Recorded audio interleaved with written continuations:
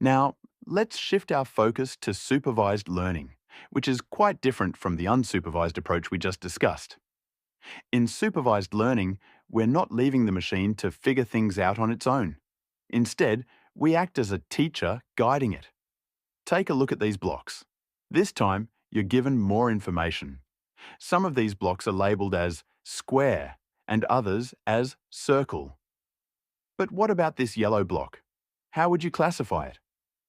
In supervised learning, we provide the machine with labelled data, like the blocks labelled square and circle.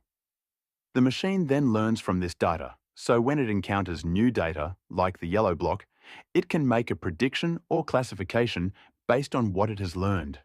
This method is powerful because it uses past knowledge to make informed decisions about new, unseen data, which is why it's widely used in many real-world applications.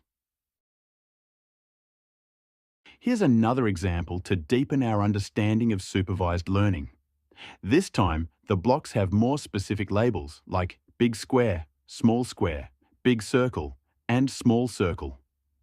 Now, take a look at the yellow block in the middle. Based on the labels provided, how would you classify it? Would it be a big circle, small circle, or something else entirely? Think about the labels and how you might use them to make a decision.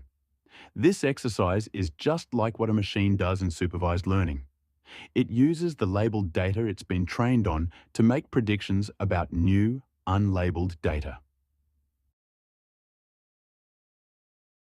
It's time for you to test your understanding with an interactive demo.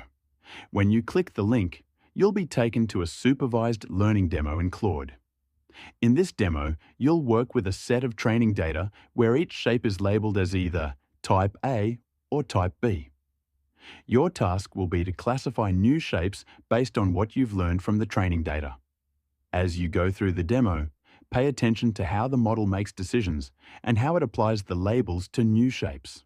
This will give you hands-on experience with the principles of supervised learning and help reinforce the concepts we've discussed.